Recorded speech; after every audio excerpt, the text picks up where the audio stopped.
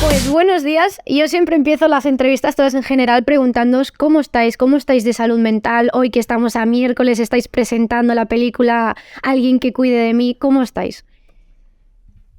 Divinamente, como diría Luis Escobar. Divinamente, muy contento de estar aquí en Barcelona, en el Festival de Cine de Barcelona, y muy ilusionados porque la película que estamos presentando es una peli potente y llena de verdad. ¿Daniela? Pues yo estoy muy contenta de estar aquí en Barcelona, que me gusta estar aquí. Me apetece mucho el pase de esta tarde, que es con coloquio, y estas cosas siempre nos motivan mucho. Y con una alergia brutal, drogada hasta aquí, con antihistamínicos y todo tipo de cosas. Pues mira, ya que lo has dicho, ayer yo tuve la suerte de poder haberla visto y con público, así que te tengo que decir que alguna lagrimita se nos cayó. Yo me sentí también bastante identificada, a día de hoy me sigue pasando lo que aparece en la película con mi madre, que me guarda algunas cosillas, y precisamente os voy a preguntar a los dos, más a la parte creativa y sobre todo más a la parte de construcción de los personajes, de tu personaje en este caso, que se llama igual que tú, Pedro también. ¿Cómo fue el guión? ¿Cómo lo elaborasteis? ¿Cómo fue la creatividad de tu personaje? Contarme un poquito. Pues empieza tú, porque en el principio En el principio está el guión. Pues a ver, esto, oye, que os llegue a gente joven nos gratifica, digo nos porque aunque Elvira no está aquí, está en alma, mucho porque vemos que estamos hablando de relaciones familiares y de cosas que se quedan estancadas entre madres e hijas, y todos tenemos preguntas para hacernos, ¿no?, al respecto. Pues a ver, la historia parte de un relato de Elvira, pero no un relato literario, sino un esbozo, digamos, de una historia que estaba pensada para ser convertida en peli. Entonces, un esbozo amplio, no era un pequeño esbozo, eran 20 páginas o 30, donde estaban todos los personajes, los temas, ¿no?, los conflictos principales. Y Elvira me pasa este esbozo, nos conocíamos no mucho, con la idea de si lo desarrollamos para que lo dirigiera yo. Y digamos que en el proceso de trabajo sobre el guión, que fue largo, como todos los procesos de guión, levantar una peli siempre es difícil, hubo un momento en el que yo vi que Elvira estaba tan dentro de la historia que ya lo que estábamos hablando no iba más allá del guión. Estábamos hablando de cosas que tenían que ver con la dirección de arte. Estábamos paseando por Madrid-Río para buscar las localizaciones. Habíamos escrito un par de personajes pensando en los actores concretos, como el de Pedro Mari Sánchez, que está escrito para él, por eso se llama Pedro. Pero es que antes todos tenían los nombres de los actores y ya hubo un momento en el que, no sé si Magui Mira o quién, dijo, basta. O sea, no puedo hacer un personaje que se llame como yo, que sea vamos a poner un poco de distancia. Total, eso, que estaba tan dentro que le dije, no te vayas. O sea, vamos a hacer esto juntas hasta el final.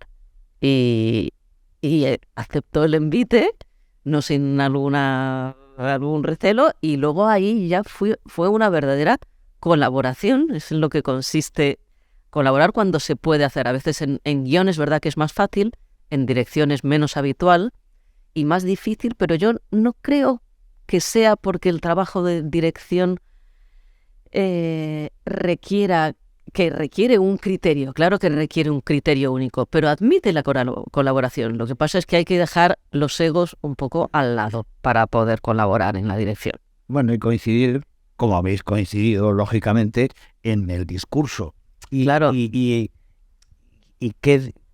¿Con qué materia se va a contar eso? ¿Qué densidad de energía tiene eso? Cuando eso coincide, estamos de acuerdo en el discurso y en un pulso vital, una atmósfera con matices, pero que se comparte, supongo yo que eso también lo facilita, ¿no? Habrá casos en los que sea imposible porque las personas no se aguanten. En ese caso, ¿para qué se ponen? Digo yo. Pero claro, en este caso había un gran entendimiento que además se transmitía a los actores. Y eso, claro, te ayuda mucho, porque hay veces que no te transmiten esa tranquilidad siendo uno o una. Y en este caso eran dos, pero era como si fuese una. Yo no he sentido en ningún momento dificultad de comunicación o de sentir que me estaban diciendo cosas distintas. Jamás, jamás. Siempre era complementario, era enriquecedor para aclarar y hacer o no hacer algo. En ese sentido ha sido estupendo. Y bueno, mi personaje, salvo que me dedico a la profesión de actor, pues realmente, y que se llama Pedro el personaje, es una vida muy ajena a la mía, digo, la vida personal, ¿no? Incluso profesional, salvo una referencia que hay a la gaviota, que es la función que está de fondo en la historia esta, que yo hice la gaviota, casualmente, hace muchos años, en el Teatro Bellas Artes, después se grabó como Estudio 1, y nos encontramos, les dije, oye, que yo tengo una vez visto el guión, con lo cual fue una feliz coincidencia que dijeron, ay, pues lo aprovechamos, porque formaba parte de la historia, ¿no? Y bueno, yo lo que puedo decir es que el personaje está tan bien construido, es difícil, ¿eh? Es un personaje complejo, que yo agradezco que me haya llegado en estos momentos de mi vida donde empieza a ser un poco más condescendiente conmigo, porque me considero un poco mejor actor. Entonces digo, bueno, sí, porque hay que hilar fino con el personaje, porque tiene muchos matices y no se puede caer en lo obvio, ni en la exageración, ni en el estereotipo, ni nada por el estilo.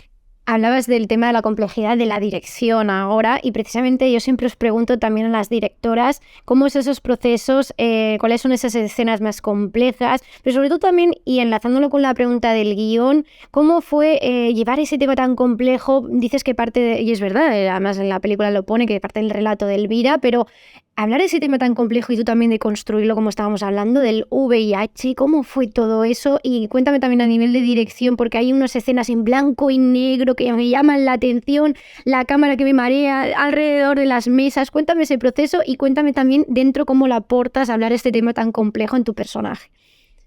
Pues a ver, el VIH, del que al principio, cuando empezamos a hablar de la peli, no hablábamos porque era como hacer spoiler, y después nos pareció que esto era una tontería, que el asunto del VIH es muy central en la peli, y que el espectador va a ir siguiendo al personaje de Aura, que tiene que descubrir que su madre oculta un secreto. Digamos que este asunto del VIH en las mujeres estaba en la cabeza de Elvira como asunto fundacional para la historia.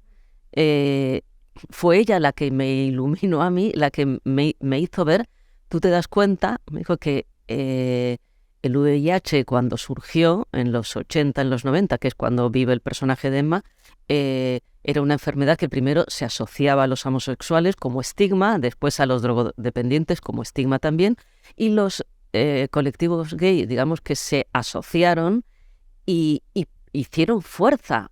O sea, presionaron por un lado para luchar contra el estigma, que era muy gordo, entonces, y también para pedir, digamos, que hubiera investigación. O sea, que hicieron mucho para que la enfermedad dejara de ser una condena a muerte como era entonces y se convirtiera en una enfermedad crónica.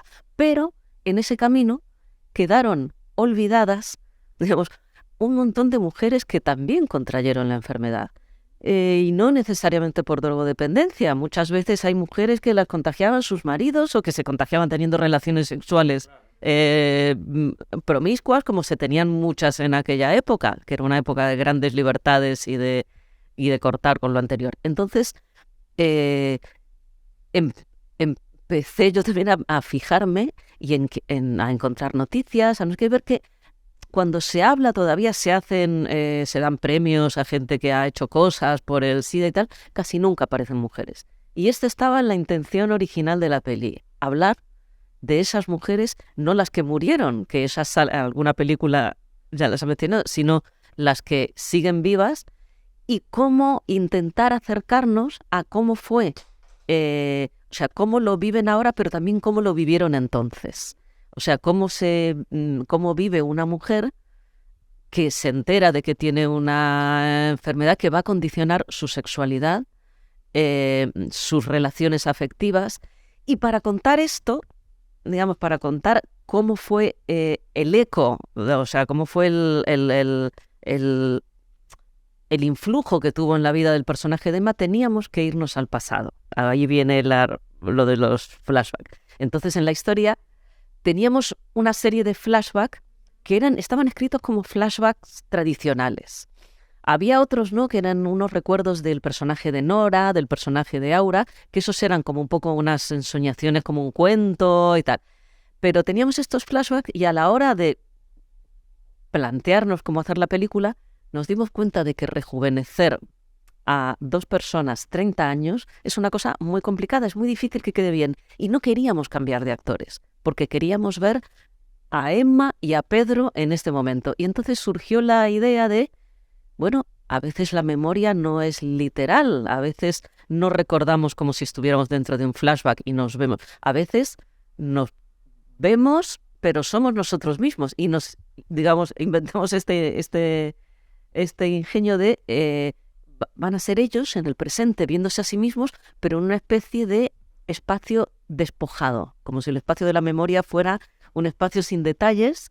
Ahí surgió la idea del blanco y negro y con 2 o 3 elementos, y también surgió esta idea del viaje desde el presente, que sean ellos mismos los que se ponen a, digamos, a recrear, dejamos de llamarlo flashback y los llamamos recreaciones, que se ponen a recrear estas escenas del pasado. Sabemos que es una decisión en cierto modo arriesgada porque mezclamos códigos muy diversos en la peli, pero no queríamos renunciar a verlos a ellos en ese momento, cuando se conocieron, cuando ella sintió que un compañero de trabajo le hacía la cobra porque no quería besarla, porque tenían terror al contagio, ¿no?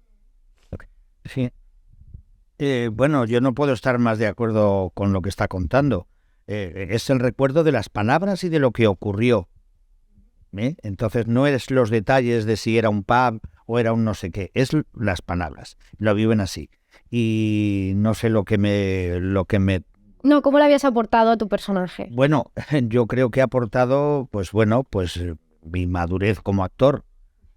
Sí, es decir, una cierta inteligencia que he ido desarrollando para comprender lo esencial del personaje y no querer pintar ni más ni menos.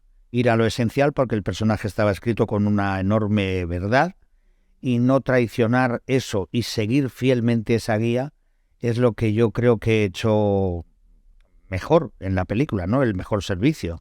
Incluso esa parte en la que él canta lo que nunca pudo cantar porque era un hombre, lo de yo soy la vedette de un teatro de revista.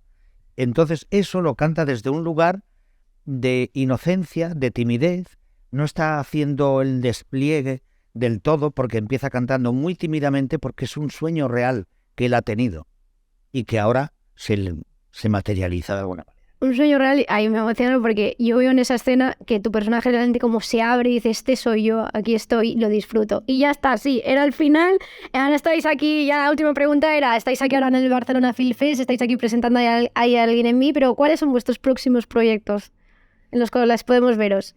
Bueno, esta película se estrena ahora. Yo estoy haciendo Plátanos, cacahuetes y lo que el viento se llevó, que estrenamos aquí en el Teatro Goya hace unos meses. Estamos de gira.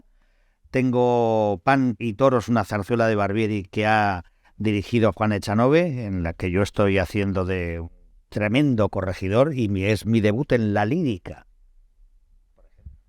Y yo, como creo que cualquier director que no tiene asegurado su siguiente proyecto, estoy escribiendo 5 cosas a la vez en distintas fases de desarrollo, unas por mi cuenta, otras con algún productor, tanto para mí como para otra directora.